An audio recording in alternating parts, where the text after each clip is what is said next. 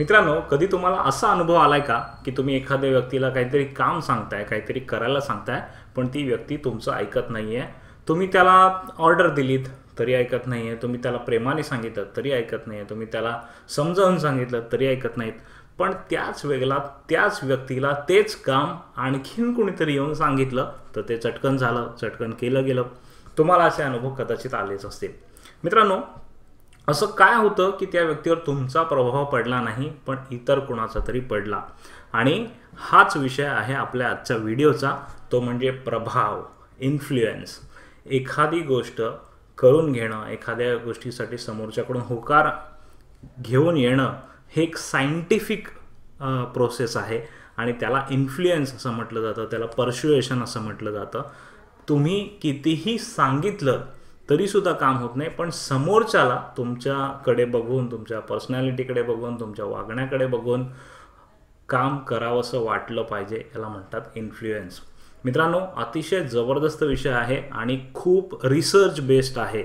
म्हणजे या व्हिडिओमध्ये आपण काही अनुभवांवरून नाही सांगणार आहोत किंवा मला वाटतंय म्हणून मी सांगत नाही आहे, तर सायंटिफिकली रिसर्च करून, वर्षानुवर्षांची रिसर्च करून प्रूव्हन झालेले जे फॉर्म्युलेज आहेत, जेणेकरून आपण आपला प्रभाव वाढवू शकतो, जास्तीत जास्त वेळा होकार घेऊन येऊ शकतो समोरच्या व्यक्तीकडून.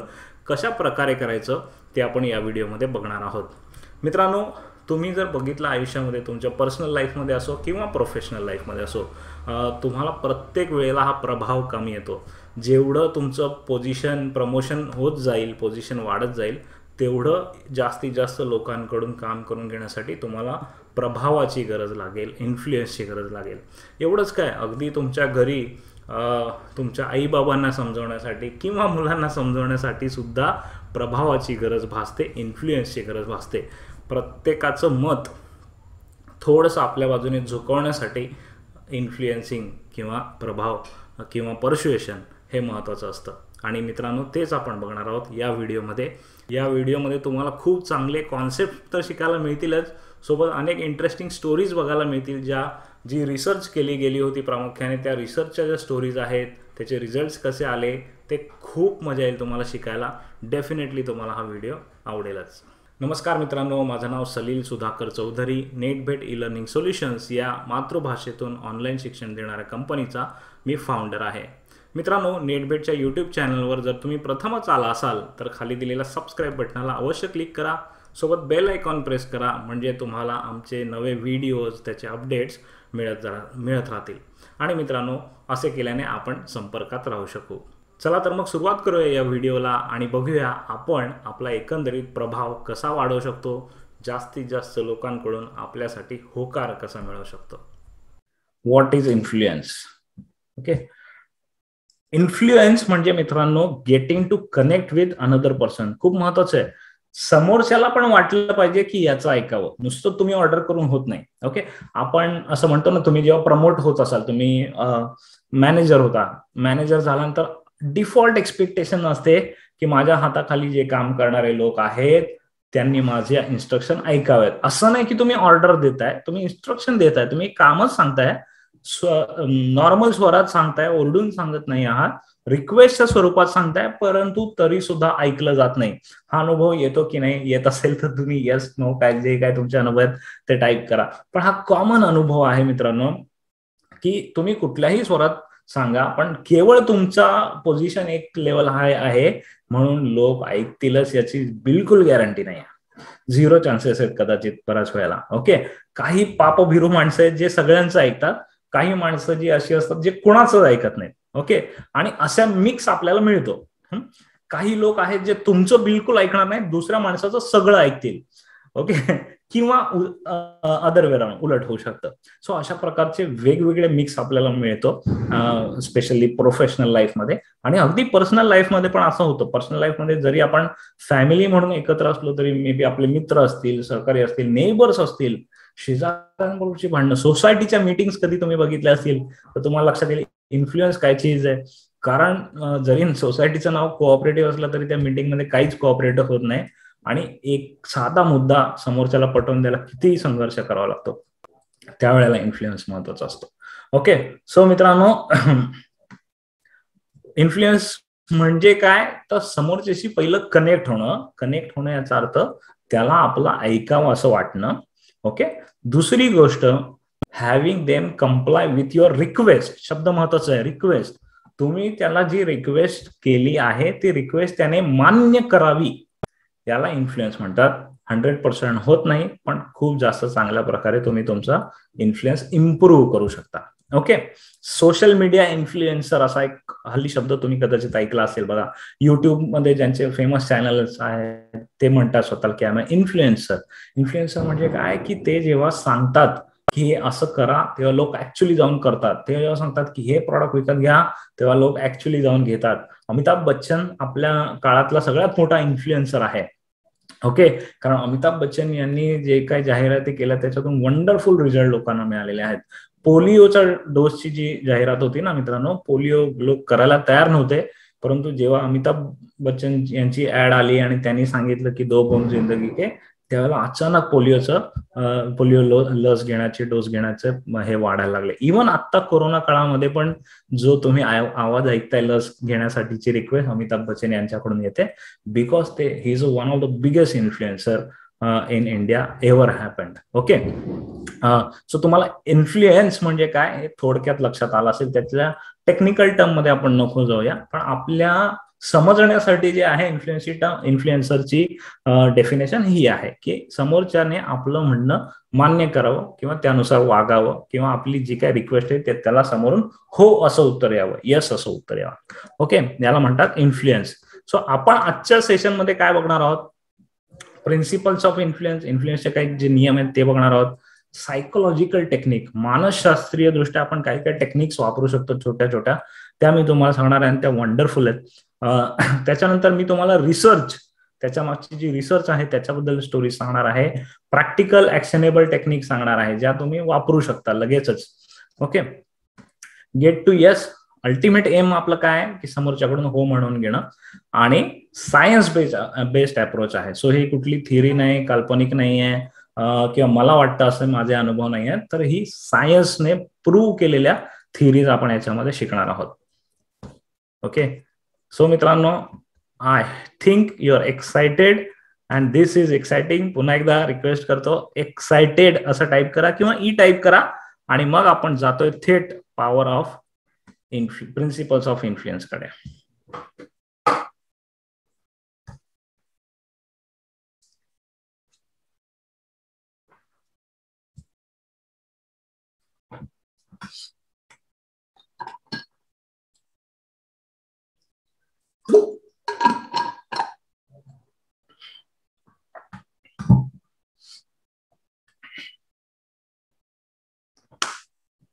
सुपर सर, मॅक्सिमम साऊंड मी केलेला आहे. आता याच्यापेक्षा जास्त मला करता येईल असं वाटत नाही.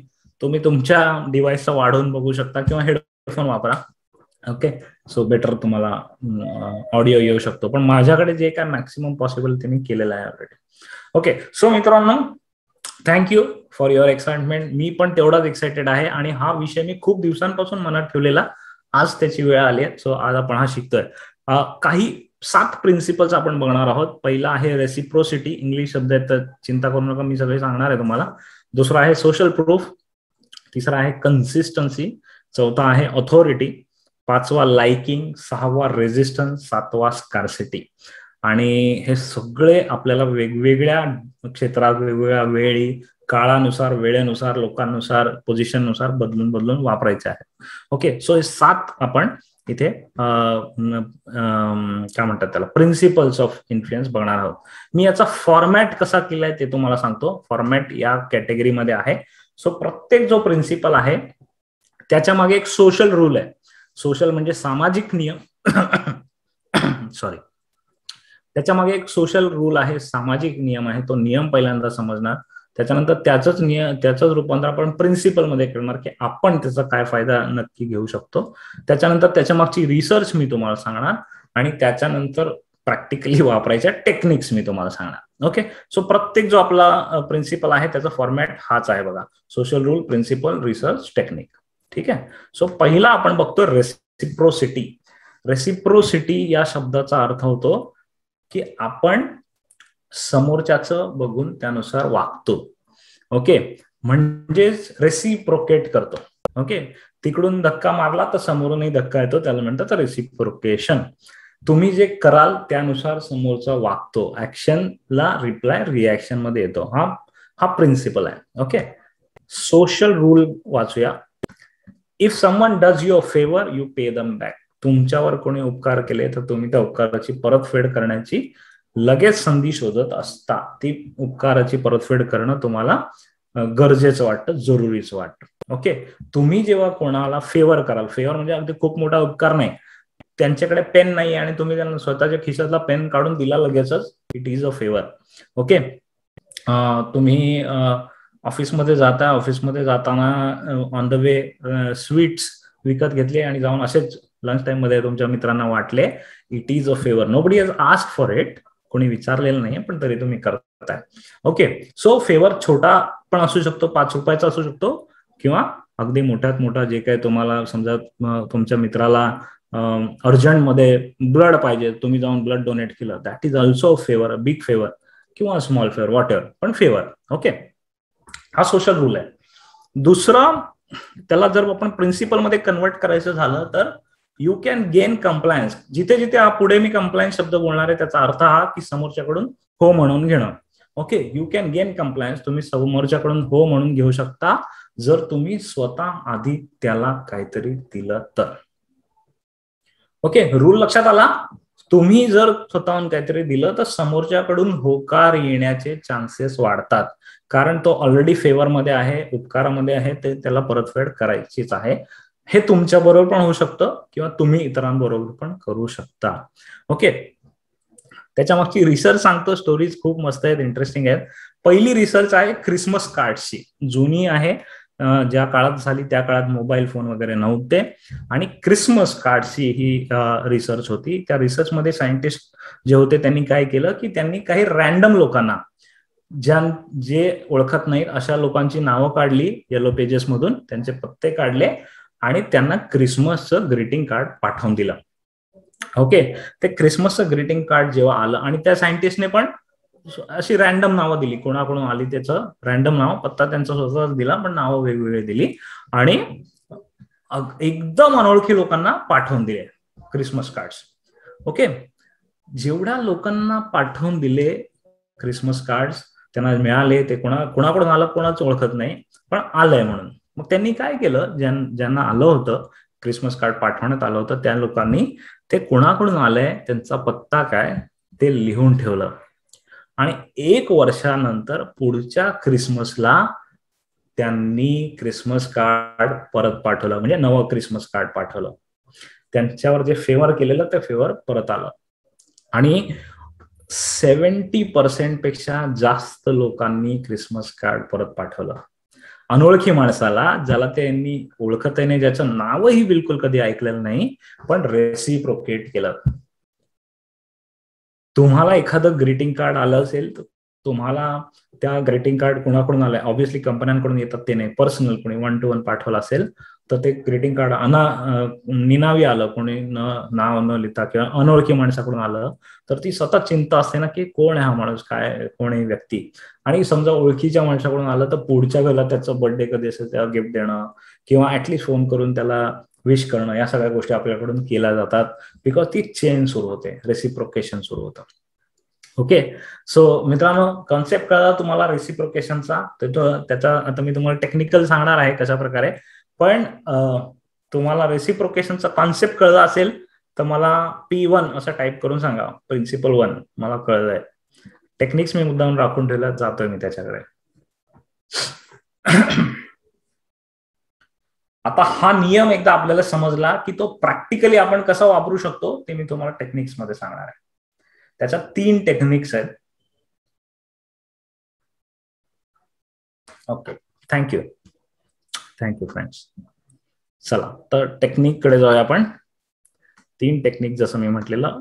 पहिली आहे प्री गिव्हिंग, जी मी मगाचपासून तुम्हाला सांगतोय, आधी दिलं तर परत मिळेल. ओके, प्री गिव्हिंग ही फर्स्ट टेक्निक आहे. त्याची एक केस स्टडी होती, raffle ticket study. Okay, pre गिव्हिंगची. तर झालेलं काय, एक रिसर्च केली होती, त्या रिसर्च मध्ये त्यांनी 2 अनोळखी माणसांना एका रूम मध्ये बोलवलेलं आणि त्यांना सांगितलं की तुम्हाला आम्ही काही प्रश्न विचारणार, तुमचा सर्वे घेणार आहोत, तर तुम्ही या सगळे.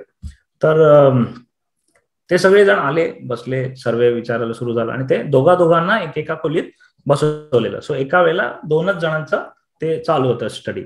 ओके. सो मोठी स्टडी होती, अर्धा 1 तासाची वगैरे. आणि त्या स्टडीमध्ये एक माणूस त्या सायंटिस्ट लोकांचाच होता, एक माणूस नवखा होता. ओके. फक्त त्या नवख्या माणसाला माहिती नव्हतं की माझ्यासमोर जो बसलाय तो पण सायंटिस्ट आहे असं. तर ते दोघे बसले, त्यांना प्रश्न विचारायची ऍक्टिंग केली गेली, प्रश्न विचारले. थोडा अर्धा भाग झाला, त्याच्यानंतर एका माणसाने सांगितलं की मी जरा थोडा ब्रेक घेऊन येतो. समोरच्याने सांगितलं ठीक आहे ब्रेक, ओके जातो. तर तो सायंटिस्टचाच माणूस होता, तो त्यांच्या टीमचाच माणूस होता आतला. तर तो गेला आणि येताना तो 2 हे घेऊन आला, कोल्ड्रिंक्स घेऊन आला. ओके. 2 कोल्ड्रिंक्स घेऊन आला, एक स्वतःसाठी, एक समोरच्या माणसासाठी, ज्याला तो ओळखत नाहीये, त्याचं नाव वगैरे काहीच माहिती नाही. पण त्याने कोल्ड्रिंक घेऊन आला ब्रेकमध्ये, त्याला दिलं, मग कोल्ड्रिंक पिले. परत त्यांची ते सर्वे पुन्हा सुरू झाला. सर्वे संपला. सर्वे संपल्यानंतर तो जो माणूस आहे, आपला सायंटिस्ट माणूस आहे, त्याने सांगितलं की हे माझ्याकडे रॅफल तिकीट आहे. रॅफल तिकीट म्हणजे kind of lottery ticket. Okay. माझ्या शाळेला आम्ही हे पैशाची गरज आहे, तर आम्ही पैसा उभा करतो शाळेसाठी. तर हे रॅफल तिकीट तू घे, लॉटरी मिळाली तर तुला मिळेल चांगलं, पण तू जे पैसे देशील त्याची आम्हाला मदत होईल. हे जे ज्या लोक म्हणजे जेव्हा जेव्हा त्यांनी कोल्ड्रिंक आणून दिलं तेव्हाचा आणि जेव्हा जेव्हा कोल्ड्रिंक आणून दिलं नाही तेव्हाचा रिझल्ट मध्ये डिफरन्स आला. म्हणजे प्री गिव्हिंग केलं, आधी मागायच्या आधी, पैसे मागण्याच्या आधी त्याने ब्रेकमध्ये एक कोल्ड्रिंक नेऊन दिलं. आणि ज्या केसेसमध्ये कोल्ड्रिंक दिलं नाही, ज्या केसेसमध्ये नॉर्मल स्टडी झाला, त्या केसेसमध्ये 10% लोकांनी रॅफल तिकीट घेतलं. आणि ज्या केसमध्ये आधी एक सोडा बॉटल किंवा आधी एक कोल्ड्रिंक देण्यात आलं होतं, त्या केसमध्ये वॉपिंग 70% लोकांनी तिकीट्स घेतलं. जस्ट एक कोल्ड्रिंक देऊन, प्री गिव्हिंग करून, समोरच्याकडून तुम्ही आपल्याला अपेक्षित असलेला रिझल्ट काढून घेतला. किती जबरदस्त आहे बघा. आता तुम्ही इमॅजिन करा, कुठे कुठे तुम्हाला प्री गिव्हिंग करता येतं. बायकोसाठी घेऊन आलेला गजरा कुठलंही कारण नसताना is a pre giving. Okay. कधी तुमच्या घरी तुमच्यासाठी चांगली तुमची फेवरेट डिश बनली असेल, कुठल्याही कारणाशिवाय, it's a pre giving. Okay. So लक्षात आलंय तुम्हाला की तुम्ही तुमच्या पर्सनल प्रोफेशनल लाईफमध्ये कशा प्रकारे प्री गिव्हिंग वापरू शकता. Give me one minute, I am coming back. 1 मिनिटात परत येतो, पण तोपर्यंत मला तुम्ही प्री गिव्हिंगचं तुमच्या लाईफमध्ये कशा प्रकारे वापर करू शकता ते कमेंट्स मध्ये लिहून सांगा. मी अर्ध्या मिनिटात परत येतोय.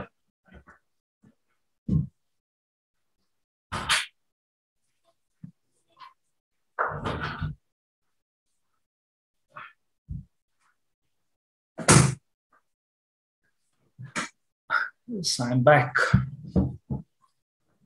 Chocolate for kids. Perfect.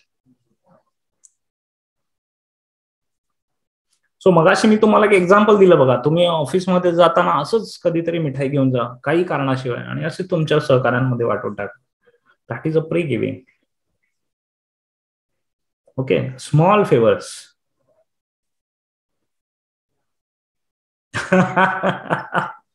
राकेशजींनी एकदम वर्मावर बोट ठेवलंय. राकेशजी म्हणतात की नेटबेट हे जे फ्री सेशन देतात ते प्री गिव्हिंग आहे.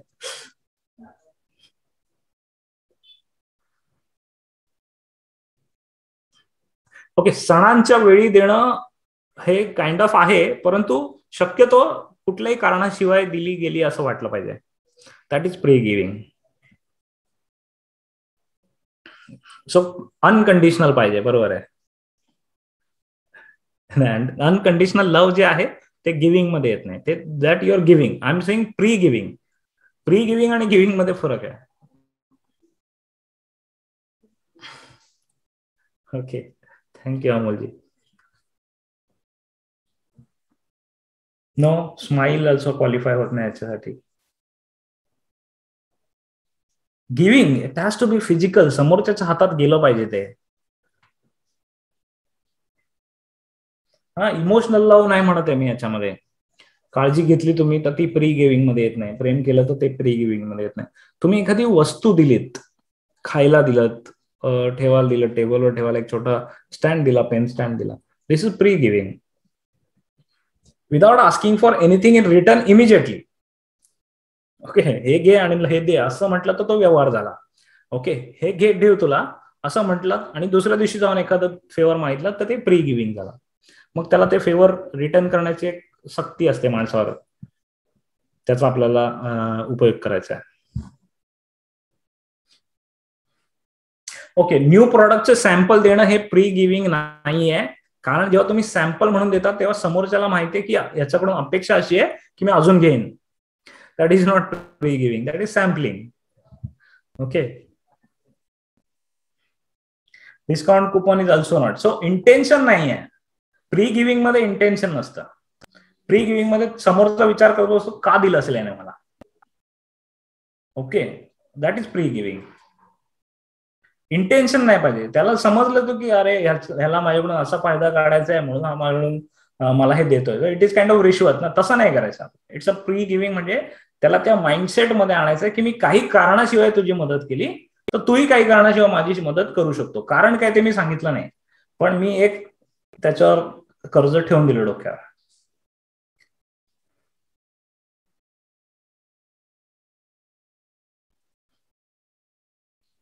हा, plan and celebrate someone's birthday, correct, हे करू शकता तुम्ही. परफेक्ट. आपण शेजारी एखादा पदार्थ बनवला की देतो, आणि हा पदार्थाच्या बाबतीत तर तुम्हाला अंदाज आलाच असेल ना, तुम्ही एखादं शेजारी पाठवा, ती प्लेट परत रिकामी येते का, ते त्यांचं काहीतरी भरून पाठवतात ना, that is pre giving. Okay, perfect perfect. आता मी सगळी कारण वाचत नाही तर आपले एवढे 7 हे संपणार नाही. आणि मुद्दाम मी पहिल्या पॉइंटवर जनरली नेहमी जास्त वेळ घालवतो, कारण कॉन्सेप्ट तुम्ही कशा प्रकारे समजून घ्या ते महत्वाचं असतं, आणि मग तो तुम्हाला प्रॅक्टिकली वापरायचा आहे. दुसरा आहे दॅट्स नॉट ऑल. हे तुम्हाला बऱ्याच वेळेला सेल्सच्या केसमध्ये होताना दिसत असेल. दॅट्स नॉट ऑल मध्ये तुम्ही सांगता ना की हे या प्राइसला मी तुला हे देतोय, पण हे एवढंच नाहीये, याच्याबरोबर हा पण बोनस आहे. आम्ही आमच्या वेबिनारमध्ये करतो जनरली, याच्याबरोबर हा पण बोनस आहे, हे पण तुम्हाला एक्स्ट्रा मिळणार आहे, तुम्हाला लाईफ टाईमची मेंबरशिप मिळणार आहे, तुम्हाला आमचं सपोर्ट मिळणार आहे, किंवा तुम्हाला हा कोर्स घेतला तर हा कोर्स फ्री मिळणार आहे.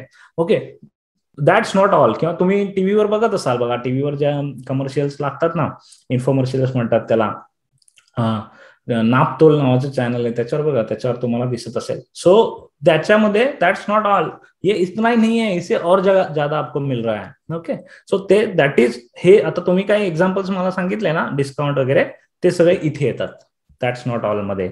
ओके, दॅट्स नॉट ऑल मध्ये कप केक्स ऑफरची एक रिसर्च केली होती, ती पण मस्त आहे, सांगतो तुम्हाला. कप केक्स मध्ये एका दुकानामध्ये कप केक्स विकायला ठेवले होते आणि त्याच्यावर प्राइस नव्हती लावली, त्याच्यामुळे समोरच्या कस्टमरला येऊन ती प्राइस विचारावी लागत होती की किती आहे. तर त्या एक्सपेरिमेंटमध्ये त्यांनी काय केलं की काही लोकांना सरळ सरळ सांगितलं की याची प्राइस ₹5 आहे.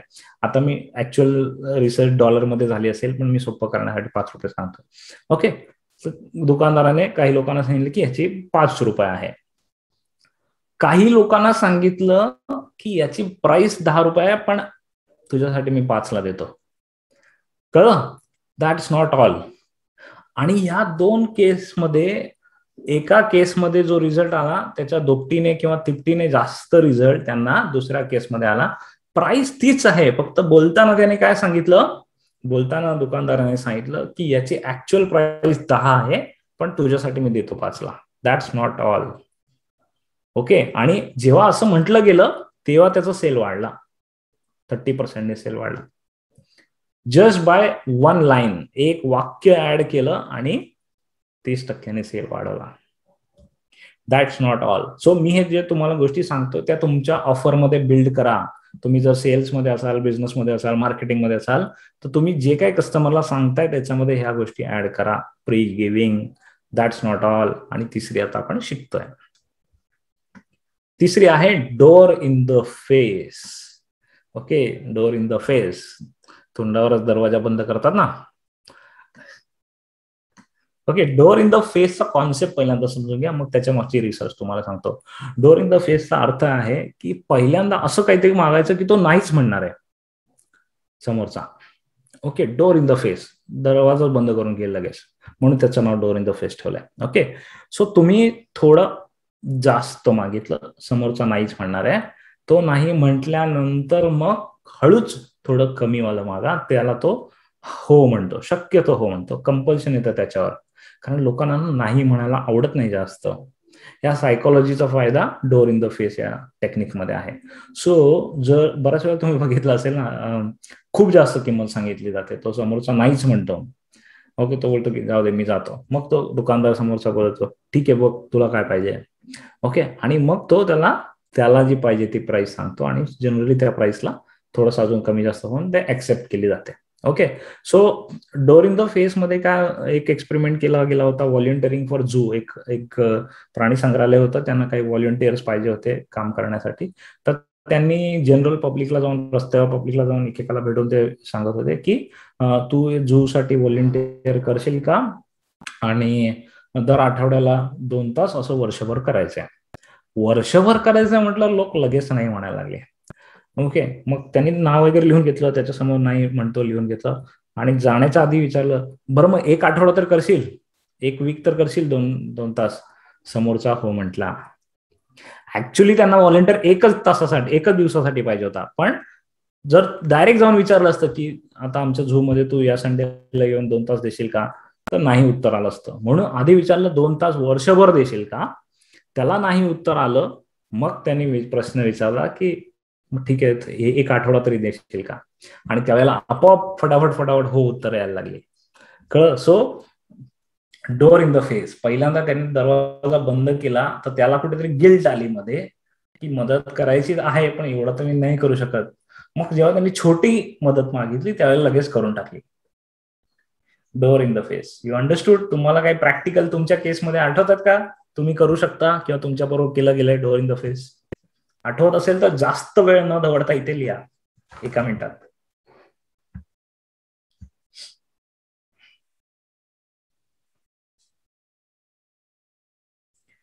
मधुरा मॅडम, माझ्या बिझनेस बद्दल नका सांगू, मी ऑलरेडी ट्रेड सिक्रेट बरेच सांगतोय. सो तुम्ही तुमच्या बिझनेसमध्ये, तुमच्या लाईफमध्ये असं काही झालं तर सांगा. हा, असाइनमेंट फॉर स्टुडंट, बरोबर. परफेक्ट.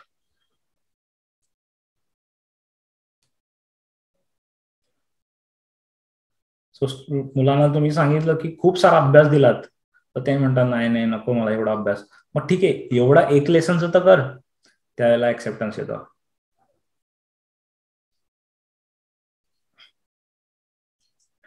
ओके, आपण कुठलेही रिजन किंवा रिलीजन बद्दल नाही बोलत आहोत, सो ही कमेंट मी नाही घेत आहे. ऍडमिशन फीज मध्ये फ्लेक्झिबिलिटी, बरोबर आहे. सो आधी सांगतात एक्स प्राइस, मग त्याला लोक घाबरतात, मग सांगतात की तुम्ही EMI मध्ये देऊ शकता. बरोबर आहे.